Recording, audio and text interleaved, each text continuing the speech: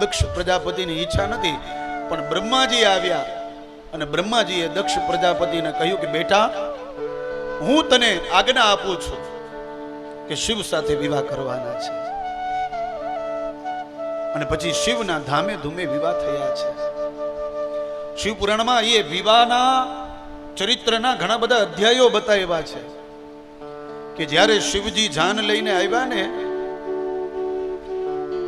આખા વિશ્વમાં આવી જાન આવી નથી અને આવી જાન ભવિષ્યમાં આવશે નહીં, એવી જાન લઈને ભોળોનાથ આવ્યા હતા. વિચાર કરો.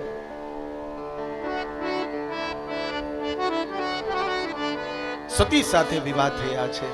સતીને લઈ અને કૈલાસમાં જાય છે ભગવાન શિવ અને સતીનું સરસ મજાનું ગ્રહ સંસાર, ઘર સંસાર ચાલે છે. ધીરે ધીરે ધીરે સમય જવા લાગ્યો. એક વખતની વાત છે, એક વિશ્વ સૃજા નામની એક સભા દક્ષ પ્રજાપતિએ બોલાવી. બધા જ દેવતાઓને આમંત્રિત કર્યા છે અને એમાં ભગવાન દેવોના દેવ મહાદેવને પણ આમંત્રિત કર્યા છે.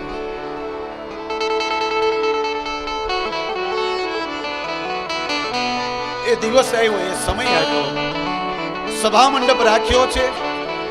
કયા દેવને, કયા ઋષિવરને, કયા રાજાએ કઈ જગ્યાએ બેસવાનો બધી જ વ્યવસ્થા દક્ષ પ્રજાપતિએ કરીને રાખી છે કે આ જગ્યાએ આને જ બેસવાનું, આ જગ્યાએ આને જ બેસવાનું. ખૂબ જ સુંદર રીતે મેનેજમેન્ટ કરેલું છે દક્ષ પ્રજાપતિએ. બધા જ ઋષિવરો અને દેવતાઓ આવી અને પોતપોતાની જગ્યાએ બેસી ગયા. બ્રહ્માજી આવ્યા, એ પણ બેઠા. ભગવાન શિવ આવ્યા, એ પણ બેઠા. પણ શિવજીની બાજુમાં નારાયણની ખુરશી ખાલી હતી. નારાયણ આવ્યા નતા, કારણ કે નારાયણને ખબર હતી આજે ન થવાનું થશે, એટલે નારાયણ ન આવ્યા.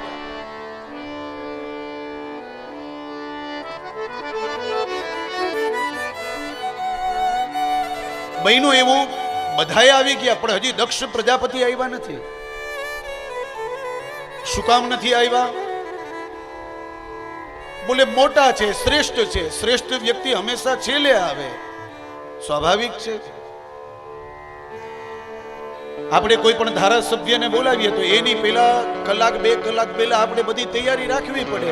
બધાય આવી જાય અને બધાય આવી જાય પછી ધારાસભ્ય આવે, અથવા તો આપણા પ્રધાન હોય તો પ્રધાન પછી આવે. તો બધાય આવીને પોતપોતાની જગ્યાએ બેસી ગયા છે, પણ બધાય આવીને એકબીજા વાતો કરે છે. ભગવાન શિવજી કહે, મારે કોઈ વાતો નથી કરવી, આંખો બંધ રાખું અને મારા પ્રભુનું ધ્યાન ધરું. એટલે આંખો બંધ કરી અને ભગવાન નારાયણનું સ્મરણ કરે છે.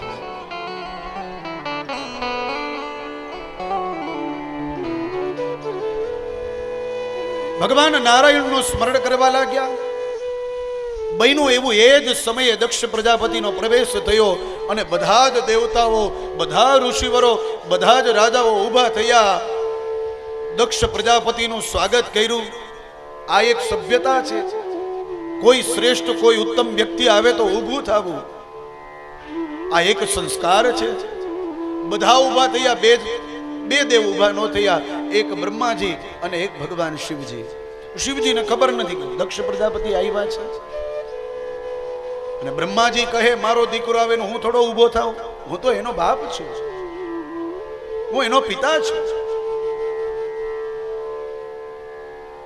દક્ષ પ્રજાપતિએ બધી તરફ નજર ફેરવી. બધા ઊભા થયા, 2 જણા ઊભા ન થયા. એ જ સમયે દક્ષ પ્રજાપતિને ક્રોધ આવ્યો. અને માણસને ક્રોધ આવે ને ત્યારે ક્રોધમાં ને ક્રોધમાં ન બોલવાના શબ્દ બોલવા લાગે છે. એશ મે શિષ્યતા પ્રાપ્તો યન મે દુહી તુરગ્રહી પાનિમ વિપ્રાગ્નિ મુખતઃ સાવિત્ર્યા ઇવ ન બોલવાના શબ્દ આજે ભર સભામાં આ દક્ષ પ્રજાપતિ બોલવા લાગ્યો કે જોવો તો ખરી, આવી સુંદર સભા બોલાવેલી છે. બધા જ ઊભા થયા. બધાને ખબર પડે છે કે કોઈ શ્રેષ્ઠ વ્યક્તિ આવે તો ઊભું થવું જોઈએ, પણ આ બે વ્યક્તિને ખબર ન પડી.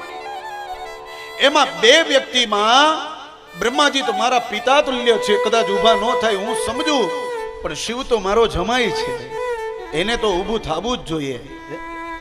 તો અહીંયા દક્ષ પ્રજાપતિએ પણ એ જ શબ્દ કીધા છે, ગૃહિતવા મૃગશાભાક્ષ્યા પાણી મરકટ લોચના પ્રત્યુત્થાન વિવાદારહે વાચાપ્ય કૃતનોચિતમ.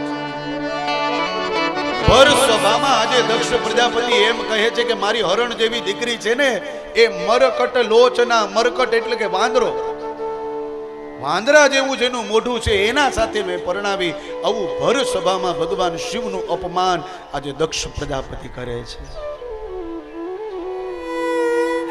છતાં પણ કોઈ બોલતું નથી, અને શિવ તો સમાધિમાં છે, નારાયણના ધ્યાનમાં છે.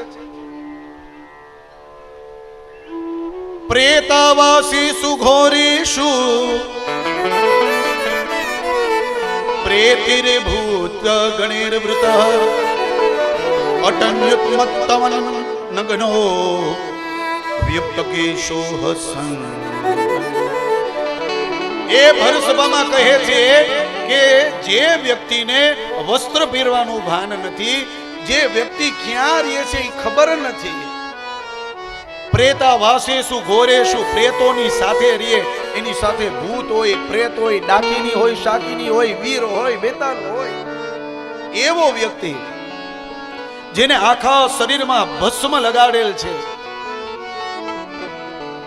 એવા વ્યક્તિ સાથે મેં મારી દીકરીને પરણાવી છે. છતાં પણ એને ખબર નથી પડતી કે મારા સસરા એવા છે, મારે ઊભું થવું. આ વાત તો સાવ નાનકડી છે, પણ એને વાત બહુ મોટી કરી નાખી. તો ન બોલવાના શબ્દ આજે ભગવાન દેવોના દેવ મહાદેવને બોલે છે. શિવજીની તો સમાધિમાં છે, પણ એની સાથે આવેલા જે નંદીશ્વરો છે એનાથી રહેવાનું નહીં. અને કહે છે વિઘ્નાય શાપમ ગિરિશાનુગાગ્રણી નંદીશ્વરો રોષ કષાય દૂષિત દક્ષાય શાપમ વિસસર્જ દારુણમ યે ચાન્વમોદં તદવાચ્યતામ દ્વિજા. એ નંદીશ્વરોએ એને શ્રાપ આપ્યો છે કે હે દક્ષ પ્રજાપતિ, જે મુખારવિંદથી, જે મસ્તકથી તું અમારા પ્રભુનું અપમાન કરે છે ને, એ મસ્તક ધડથી અલગ થઈ જશે અને એ ધડમાં એક બકરાનું મસ્તક લાગશે. આ શ્રાપ આપ્યો છે. પેલી બાજુ ઓલા શ્રાપ આપે અને ઝઘડા થવા માંડ્યા. શિવની સમાધિ તૂટી. ભગવાન શિવ કહે જ્યાં ઝઘડા થાય ત્યાં હું ન રહું. શિવજી ત્યાંથી એના દૂતોને લઈ નીકળી ગયા, કૈલાસમાં આવી અને બેસી ગયા. સતીએ પૂછ્યું, તમે ગયા હતા વિશ્વ સૃજા સભામાં, કેવી રહી સભા? શિવજીએ કાંઈ ન કીધું. શિવજીએ કહ્યું બહુ સારી રહી હો. નમામિ શમીશાન નિર્વાણ રૂપમ વિભુમ વ્યાપકમ બ્રહ્મ વેદ સ્વરૂપમ નિજમ નિર્ગુણમ નિર્વિકલ્પમ નિરીહમ ચિદાકાશમાકાશવાસમ ભવે. આ શિવજીના તો તમે વખાણ કરી કરીને થાકી જાઓ ને, એટલા ચરિત્ર અદ્ભુત છે. એના સસરાએ આટલું બધું અપમાન કર્યું, છતાં પણ શિવજી આવીને એમ કહ્યું કે બહુ સારી સભા રહી હો દેવી, બહુ મજા આવી. શિવજી એમ ન કીધું કે તારા પિતાએ મારું અપમાન કર્યું છે.